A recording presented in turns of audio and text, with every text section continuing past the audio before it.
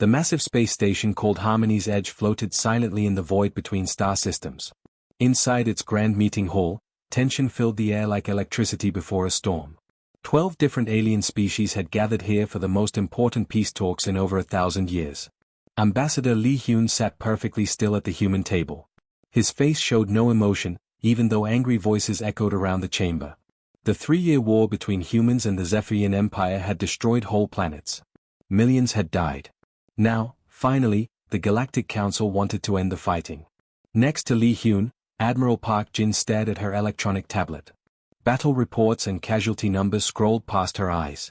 She had fought in this war from the beginning. She had seen human colonies burn to ash. She had also seen human ships defeat enemies that should have been impossible to beat. The other species in the room did not hide their feelings about humans. They spoke loudly about how young and stupid the human race was. "Look at these children," laughed Chancellor Mordak from his floating chair. The Altarian leader's 6 arms waved in the air. "They fight for 3 years and think they understand war. My people have ruled star systems for 10,000 years." A giant creature that looked like a whale but with tentacles instead of fins floated in a huge water tank. Its skin changed colors as it spoke through a machine translator. "Humans are like babies learning to walk. They need older, wiser species to teach them how to behave in the galaxy." Lee Hyun's hands gripped the edge of the table, but he said nothing. He had been a diplomat for 20 years. He had learned to control his anger. The Zephyrian war speaker stood up. His reptilian face showed sharp teeth as he smiled. "The human surrender terms are simple. They must leave all contested space. They must give us their best warship designs. Most importantly, they must accept protection from Council forces. We cannot allow such a dangerous species to roam free." Most of the aliens in the room made happy sounds. They clicked, buzzed, and roared their approval. Only one small delegate from the peaceful Hebarian species looked worried. Her plant-like features trembled as she watched the humans. Admiral Park Jin leaned close to Ambassador Lee Hyun. She whispered something in his ear. Her words were quiet, but her eyes burned with fury. Lee Hyun listened, then nodded once. He stood up slowly. The chamber grew quiet. All eyes turned to the human ambassador.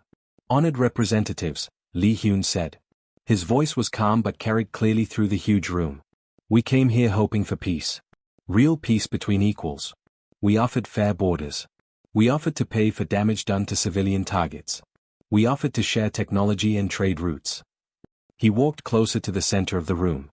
His dark eyes looked at each alien delegate. "Instead, you treat us like criminals. You demand that we surrender everything we have built. You want us to become your servants, not your partners." The Zephyrian war speaker's tail lashed angrily. "You forget your place, human. 3 lucky battles do not make you our equals." Lee Hyun smiled, but it was not a friendly smile. "Lucky battles? Is that what you call them?" He turned to face the entire assembly. "We destroyed your fleet at Kepler Station with half the ships you had. We broke your blockade of New Sol using tactics you had never seen. We held the Outer Rim against 3 different species working together." Admiral Park Jin stood up and began gathering her files. The other human delegates did the same.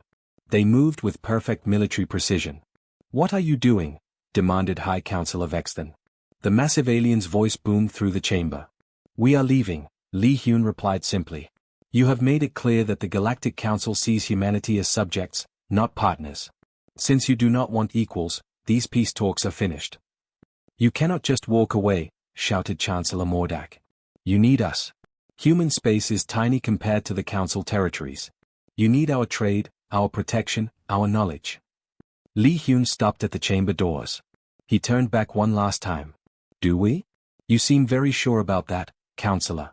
But I wonder, have you ever asked yourselves what you might need from us?" "Ridiculous." Vexton's voice shook the walls. "Humanity has nothing we require. You are making the biggest mistake in your species' short history." The human ambassador's smile grew wider. "We shall see, High Counselor. History has a way of showing us who was right and who was wrong. I suspect the next few months will be very educational for all of us." Admiral Park Jin walked past the alien delegates without looking at them. The other humans followed her example. They kept their backs straight and their heads high. They showed no fear, no anger, just cold determination. "This is madness," whispered the cetacean representative. "They cannot survive without the Council's support." But as the chamber doors closed behind the departing humans, some of the alien delegates began to feel uneasy. The humans had seemed too calm, too confident. Almost as if they had been expecting this outcome. In the sudden silence that followed, the small Habarian delegate spoke for the first time. Her voice was barely a whisper, but everyone heard her words clearly. "I think we just made a terrible mistake." Outside the station, human ships began forming into departure formations. The withdrawal was about to begin. Captain Kim Dae stood on the bridge of his cargo ship and watched something that had never happened before in galactic history. Thousands of human ships were leaving Council space at the same time. Not running away in fear, but moving out in perfect order like a giant machine. His ship, the New Soul, floated above Port Nexus, the biggest trading station in the galaxy. Down in the station's docking bays, human families were packing their things. They worked quickly but calmly. Children helped their parents carry boxes. Merchants closed their shops for the last time. Nobody cried or screamed. They just did their jobs. "Captain," said Lieutenant Choi Minute from her seat at the communications panel. "All civilian transports are loaded and ready to go." Kim Dae nodded. He had been expecting this moment for 2 days, ever since Ambassador Lee Hyun walked out of the peace talks. Every human in Council space had received the same secret message: "Come home. Now." Admiral Park Jin's voice came through the ship's speakers. She sounded tired but determined. "All units, this is Admiral Park. Execute Protocol 7. Everyone returns to defensive positions around our home worlds. No one stays behind. No exceptions. Protocol 7. Kim Dae had hoped he would never hear those words. It meant total withdrawal from alien space. It meant cutting all ties with the species that humans had worked with for 30 years.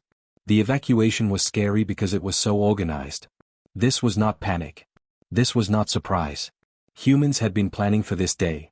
They had prepared for the possibility that the aliens would reject them completely. All across Council territory, the same thing was happening. Human embassies shut down their computers and locked their doors.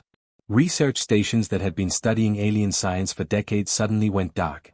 Trading posts that connected human merchants with alien buyers closed without warning.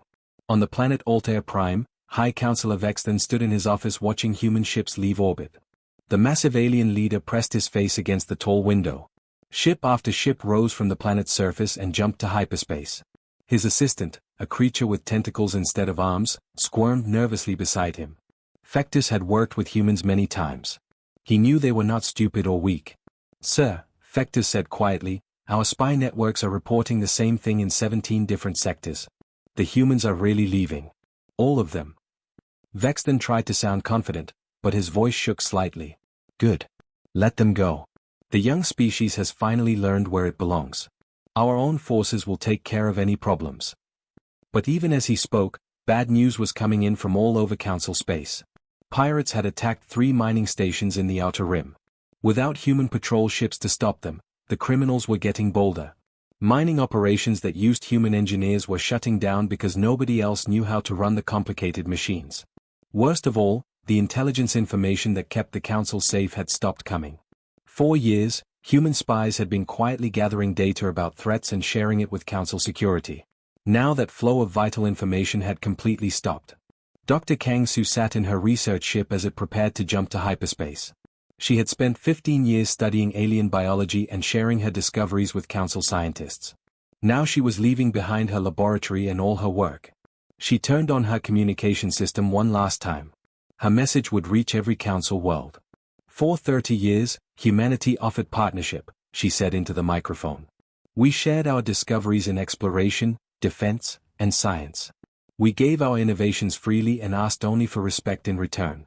Since the Council prefers that humanity remain isolated, we will give you exactly what you want. Good luck exploring the universe alone. You will need it." She turned off the transmitter and ordered her ship to jump to hyperspace. Across the galaxy, similar scenes were playing out. Human doctors left alien hospitals, taking with them knowledge of treatments that only they understood. Human engineers abandoned construction projects that would now never be finished.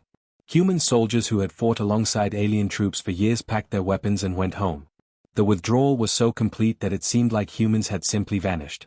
One day they were everywhere in Council space, helping with 1,000 different projects. The next day they were gone, as if they had never existed. On some worlds, alien citizens tried to convince their human neighbors to stay. The peaceful plant people of Herbera begged their human friends not to leave. Some humans cried as they said goodbye, but they all obeyed the recall order. "We have to go," explained human trader Lee Minute to his Heberian business partner. "Our leaders have made their decision. The council does not want us as equals, so we cannot stay." Within 1 week, the last human civilian transport left council space. The great exodus was complete. For the first time in 3 decades, humans and aliens lived in completely separate parts of the galaxy. In the empty spaces where human bases used to be, alien patrols found only abandoned buildings and disconnected computers. The humans had taken everything they could carry and destroyed everything they could not. The silence was deafening. No more human voices on the communication channels. No more human ships arriving with supplies and news. No more human solutions to problems that had seemed impossible to solve. High Counselor Vexton sat alone in his office, staring at the empty space where human ships used to dock. For the first time since the peace talks failed, he began to wonder if humanity's confident smile had meant something more than simple pride. Outside his window, the first pirate ships appeared on the horizon. 6 months had passed since the humans left council space. What started as small problems had grown into disasters that threatened the entire galaxy. Trade Minister Yexalone sat at his desk surrounded by stacks of reports. Each one brought worse news than the last. His 4 eyes moved quickly across the numbers, but he could barely believe what he was reading. 12 worlds are running out of medicine, he said to his assistant, a small creature with blue fur. The special tiny machines that fix genetic diseases in our people, they were all made by humans. His assistant's ears drooped. "Sir, the Kepler Mining Group says their work has dropped by 60%. Without human engineers, they cannot figure out how to break apart asteroids safely." Yexalone rubbed his forehead with 2 of his hands. "How did this happen? How did we become so dependent on one species?" The answer was hard to accept. For 30 years, while other species had argued about who was the most important, humans had quietly become the best at almost everything. Their spaceships moved faster through hyperspace. Their computers solved problems that others could not understand. Their workers found solutions that seemed impossible. Nobody had noticed because humans never bragged about their abilities. They just did the work and shared the results with everyone else. Captain Mordex of the Zephyrian Navy was having his own problems. His communication officer handed him another emergency message from the Heberian worlds. "Pirates again?" Mordex asked, though he already knew the answer. "Yes, sir. The 3rd attack this month. They hit the agricultural planet of New Garden. By the time our ships arrived, the pirates were long gone." Mordex's tail lashed with frustration. Before the humans left, pirate attacks were rare. Human patrol ships seemed to know exactly where criminals would strike next. They always arrived in time to stop the raids. "How did the humans know where to be?" he demanded from his intelligence officer. The younger Zephyrian's scales turned pale with embarrassment. "Sir, we have discovered that our anti-piracy operations depended heavily on human spy networks. Networks that we did not know existed." "What do you mean?" "The humans had listening posts and surveillance stations all over the galaxy. They tracked criminal movement and shared the information with us. When they left, they took all of that intelligence with them." Mordex stared at the star map on his bridge screen. Red marks showed where pirate attacks had happened in the past 6 months. There were so many red marks that some areas of the map looked like they were bleeding. The worst news came from the Exploration Division. Commander Zalthos, a veteran of 50 years of deep space missions, stood before the council with a grim expression on his insect-like face. "Honored council members," he said, "we have a serious problem. Without human explorer ships, we cannot reach 43 worlds that we had marked for colonization." "Explain," demanded High Counselor Vexton. Human ships were uniquely designed to navigate dangerous areas of space. They could fly through radiation storms that would kill our crews. They could pass through gravity fields that would crush our vessels. They were also the only ships capable of making safe first contact with unknown alien species. Zalthos activated a holographic display showing the galaxy. Large areas were marked in red. "These regions are now completely inaccessible to us. Worse, our long-range sensors are detecting signs of activity in the void sector." A chill ran through the council chamber. The void sector was a dark region of space where no one dared to go. "What kind of activity?" asked Councillor Murthan from the Cetacean Collective. "Unknown energy signatures. Ship movements. Possibly a new species, and based on the patterns, they appear to be aggressive." Vexton's massive frame shifted uncomfortably in his chair. What would humans have done in this situation? They would have sent investigation teams immediately. Human explorers were fearless. They would have made contact, assessed the threat level, and either established diplomatic relations or implemented containment protocols. The council chamber fell silent. Everyone understood what this meant. Without human scouts, they were blind to new threats emerging from unexplored space. In emergency sessions held behind closed doors, some council members began to suggest the unthinkable. Perhaps we should contact the humans, whispered Trade Minister Yexalone. Surely we can reach some kind of agreement. But High Councillor Vexton's voice boomed through the chamber. Absolutely not. We will not crawl back to those upstart species and beg for help. Council civilization ruled the galaxy for thousands of years before humans appeared. We will continue to rule long after they are forgotten. However, his confident words rang hollow. Every day brought new reports of systems failing without human support. Medical crises, mining disasters, pirate raids, and exploration missions that ended in failure or death. Far away in the dark depths of space, something ancient began to stir. For decades, it had been held back by vigilant watchers who monitored its prison and reinforced its chains. But those watchers were gone now, called home by their leaders. The thing in the darkness tested its bonds and found them weaker than they had been in 30 years. Soon, it would be free to resume the work it had started long ago, the work of consuming entire civilizations. It remembered the taste of worlds burning and the silence that followed. Soon, it would feed again. The council had no idea what was coming. Commander Lee Su sat in her chair aboard the deep space station called Vigilant Watch. She had been monitoring the dark edges of the galaxy for 12 years, but she had never seen anything like this. Her screens showed readings that made her hands shake with fear. Sergeant Han, she called to the young man at the sensor station. Tell me those readings are wrong. Sergeant Han Bin checked his instruments 3 times before answering. His voice was barely a whisper. The containment grid is failing. The energy barriers we built around the void sector are breaking down. The devourers are getting out. Lisa closed her eyes and took a deep breath. For 30 years, humanity had kept the galaxy's darkest secret. In the far corners of space lived ancient machines that destroyed entire civilizations. These machines, called devourers, turned living beings into materials to build more of themselves. Humans had discovered the devourers decades ago during deep exploration missions. Instead of running away or asking for help from the council, humanity had quietly built a prison around them. A network of sensor stations, energy barriers, and automated weapons had kept the machines locked away. Now the prison was breaking. How long do we have? Lee Su asked. Han Bin's face was pale. At current breakdown rates, maybe 6 hours before they break through completely. The first scout ships are already past the outer barriers. Meanwhile, on Earth's orbital defense platform, Admiral Park Jin watched emergency messages flooding in from Council space. The aliens who had rejected humanity's peace offers 2 years ago were now screaming for help. Captain Yoon ran up to the Admiral with a communication device in his hands. Admiral, urgent message from the Zephyrian Empire. 3 of their star systems have gone completely silent. No communications, no life signs. Nothing. Park Jin looked at the tactical display. Red markers showed where devourer attacks had already happened. Entire worlds had been consumed in less than 24 hours. Captain Yoon continued, the Council is sending desperate messages. They are begging for our assistance.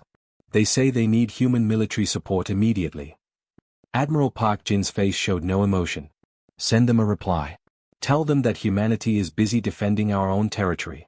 Remind them that we warned them about threats from the deep dark regions years ago. They called our warnings paranoid warmongering. The Admiral turned back to the display. Also remind them that they told us we were too primitive to understand real galactic politics. In the Council chambers on Altair Prime, panic had replaced the arrogance of 2 years ago.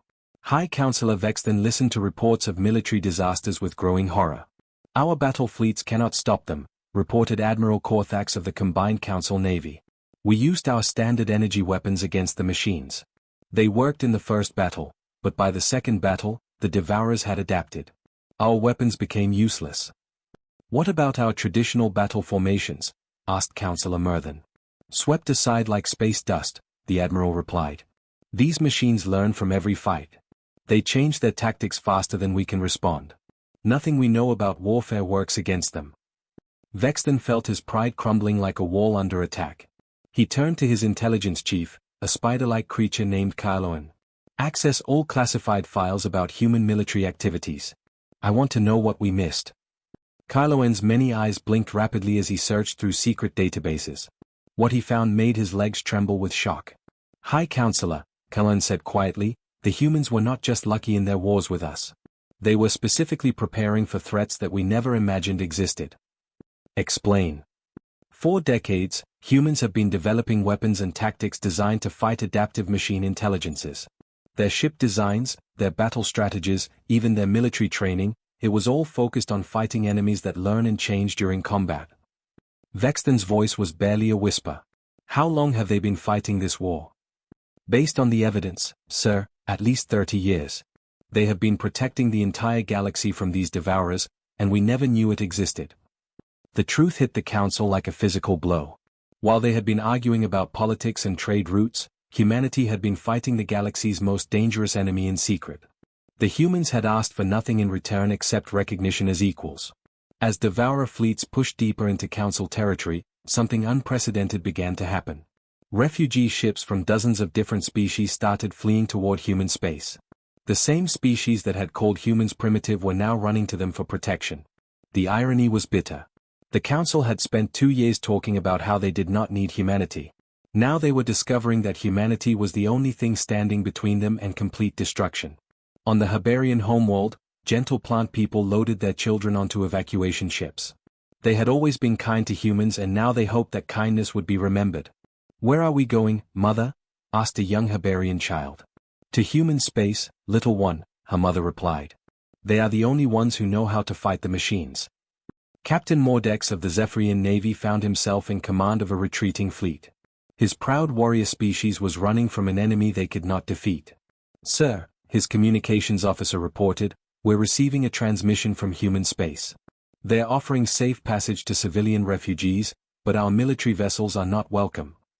Mordex understood. The humans remembered who had treated them as enemies and who had treated them as friends. The galaxy's political order was collapsing, and in its place, a new truth was emerging. Humanity was not the junior species that needed protection. They were the guardians who had been protecting everyone else. A small transport ship called Penitent slowly docked at Earth's orbital station. There were no bright lights or ceremony to welcome it. No crowds or music. Just the quiet hum of machinery as the airlock connected. Inside the ship sat High Counselor Vexton, the same alien leader who had called humans barely evolved primitives 2 years ago. Now he waited nervously in a simple meeting room while human officers coordinated the defense of his worlds. The door opened and Ambassador Li Hyun walked in alone.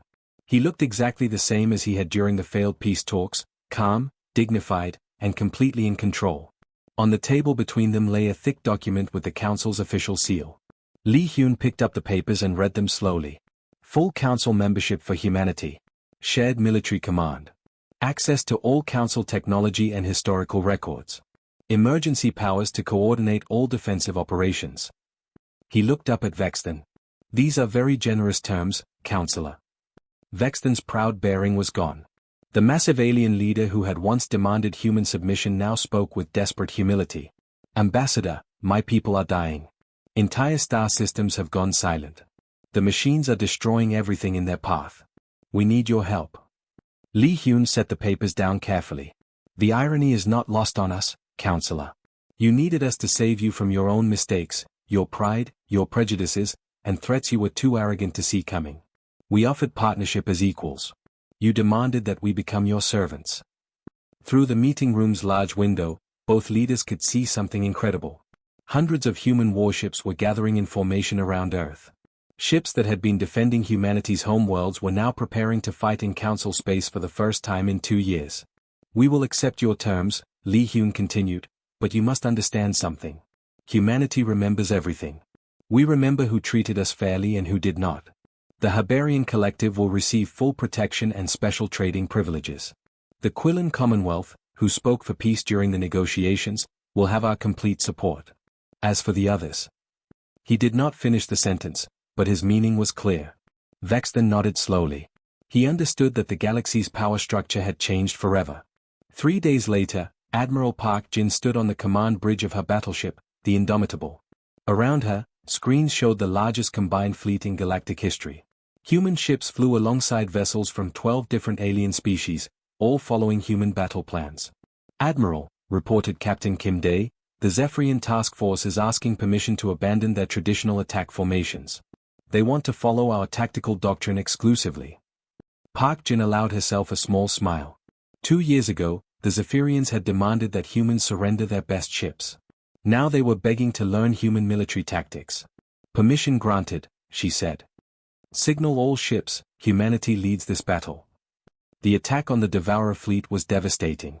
Human weapons that could adapt as quickly as the machines were combined with the raw firepower of Council battleships. For the first time since the machines had escaped their prison, they were not just stopped but completely destroyed. The victory came within 1 week. When it was over, burning metal debris drifted through space where the Devourer fleet had been. But everyone knew that more than just a battle had been won. The entire galaxy had changed. After the battle, Ambassador Lee Hyun and High Counselor Vexton stood together on an observation deck, watching the wreckage float past the windows. "This alliance we have formed," Vexton said quietly, "it is not temporary, is it? Humanity will not be content to return to the background again." Lee Hyun looked at his reflection in the window. The past 2 years had aged him considerably. Lines around his eyes showed the stress of leading his species through their darkest hour. "We never wanted to hide in the background, Counselor," he replied. "We wanted partnership between equals.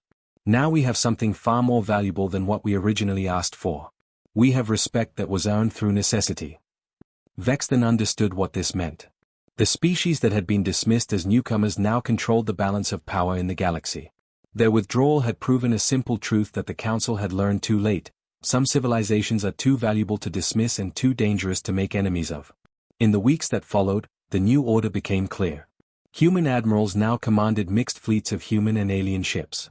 Human scientists led research projects using technology from all Council species. Human diplomats sat at the head of Council meetings, not as junior members asking for acceptance, but as leaders whose opinions carried the most weight. The Habarian Collective, who had always been kind to humans, found their worlds protected by the best human defense fleets. The Quillan Commonwealth received advanced human technology and favorable trade agreements. But the Zephyrian Empire and Altarian Hegemony, who had been most insulting during the peace talks, found themselves with limited access to human assistance. They were defended from the Devourers, but they paid higher prices for human goods and received less advanced technology. Humanity had returned to galactic civilization, but this time they returned as leaders rather than supplicants. The species that had walked away from the negotiating table in anger now held more power than they had ever dreamed of asking for. The lesson was clear to everyone in the galaxy: respect must be earned, but once lost, it might be impossible to regain on the same terms. The age of human dominance had begun.